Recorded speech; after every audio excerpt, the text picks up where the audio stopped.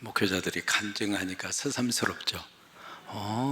목사님 배경에 그런 게 있었구나. 아르바이트도 하고 10명을 다 쫓아보내기도 하고 어쩌다 보니까 여기까지 서 있기도 하고 그래요. 목회자의 그 간정 속에 다시 한번 우리 용화 목사님을 여러분들이 이해하고 기도해 주시고 품어 주시는 멋진 하나님의 종으로 귀한 목사님 들어 쓰실 줄로 믿습니다. 용화 목사님 위해서 이런 박수 한번 해주세요. 가브리엘 멤버 아까 이렇게 보니까 장로님 한 분이 앉아 계셔서 남자 대표로 오셨나 보다 그랬는데 이제 두 분이 더 해서 우리 세 분까지 오셨어요. 가브리엘 귀한 찬양 하나님 받으신 줄로 믿습니다. 박수 한번 해주세요.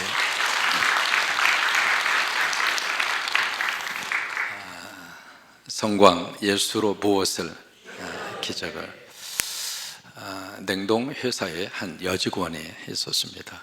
그때 여직원이 이제 오후 시간에 냉동 창고에 들어가서 거기에 있는 이제 제품을 쭉 재고를 정리를 하다가 그 냉동 창고가 문이 닫혔습니다. 근데 그 냉동 창고는 밖에서 열어주지 않으면 안에서는 열 수가 없는 구조였습니다. 여러분 냉동 창고 점점 온도가 내려가겠죠. 그래서 거기서 막 소리를 지릅니다. 나 좀 꺼내달라고, 밖에서 문을 좀 열어달라고. 아무리 소리를 치고 몸부림을 쳐도 밀폐된 그 공간에 그 소리가 밖으로 들릴까요? 안 들릴까요? 안 들립니다. 점점 시간이 지나가면서 결국 몸이 얼어갑니다. 내가 여기서 이렇게 죽나 보다. 포기하는 그 순간에 갑자기 작은 빛이 냉동 창고 문틈에 들어오면서 문이 열린 거예요. 딱 하고 보니까 거기에 경비원, 초소를 지키는 경비원 아저씨가 냉동 창고 문을 열고 밖에 서 있는 거예요. 깜짝 놀랐죠. 그분 담당도 아니고 이 냉동 창고에 올 일도 없는데 어떻게 저분이 여기에 이 문을 열어주었을까? 결국 이제 그분 때문에 이 여직원이 살게 된 거예요.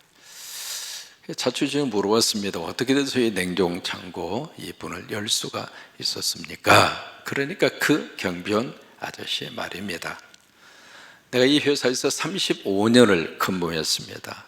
경비의 초소를 지키는 경비원 아저씨였죠. 이 회사에 수많은 직원들이 있지만 나를 인간 대접을 하고 나를 인격적으로 대해준 사람은 당신 한 사람뿐이었습니다. 늘 아침에 출근할 때 안녕하세요, 퇴근할 때 안녕히 계세요. 그 인사를 해준 사람이 당신이 유일한 분이었습니다. 나는 그 인사를 받을 때마다 내가 한 인격이구나, 내가 한 인간이구나 라고 하는 대우를 받는 기쁨과 행복이 있었습니다. 내가 오늘 출근하는 날 안녕하세요 인사하던 당신 여직원이 퇴근할 때가 됐는데 안녕히 계세요 인사를 하고 집으로 갈 때가 됐는데 몇 시간이 지나도 안 보이더라는 거예요. 그래서 뭐가 일이 있나? 그 궁금한 생각이 들어서 회사를 샅샅이 뒤진 거예요. 그러다가 냉동 창고까지 와서 냉동 창고의 문을 열게 됐다고 하는 거예요. 안녕하세요, 안녕히 계세요. 그 인사가 여직원에게 기적이 됐습니다.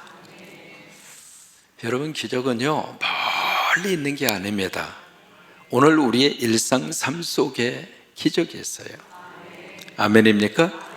여러분, 오늘도 예수로 기적을 만들고 경험하고 나누는 그런 오늘 하루가 되시기를 축복합니다.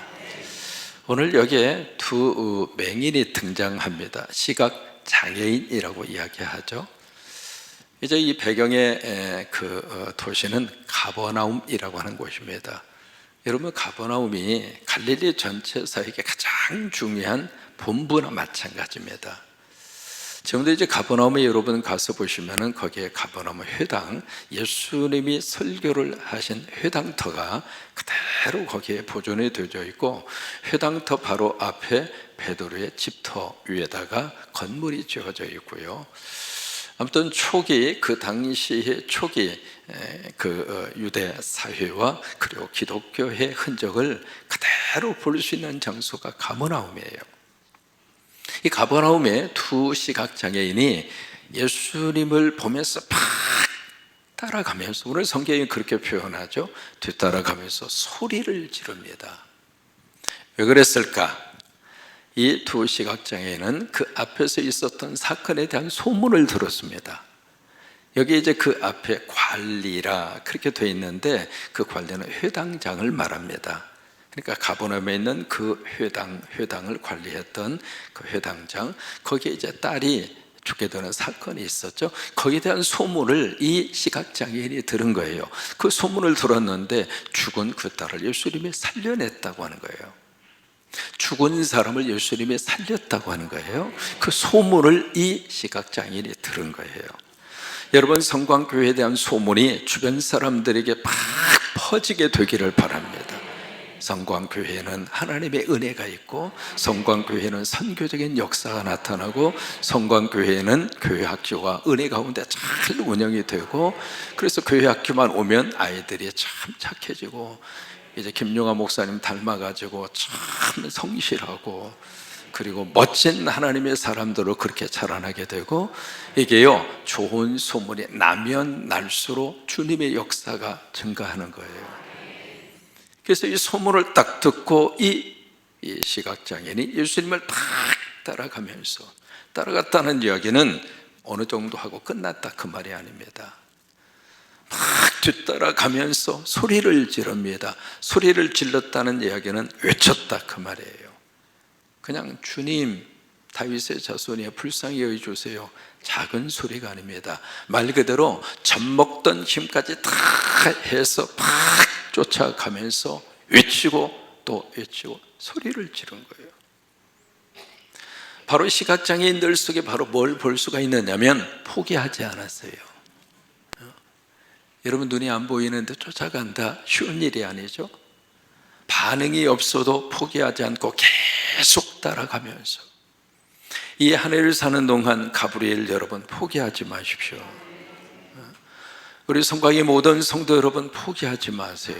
포기는 배추 셀 때나 쓰세요.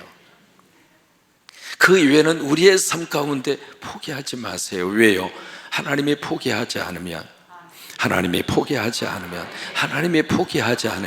포기하지 마세요. 왜? 그 포기는 우리가 할 수 있는 영역이 아닙니다. 하나님이 역사하시고, 하나님이 도와주시고, 하나님이 살아계셔서 나와 함께 하신다면 왜 우리가 포기합니까?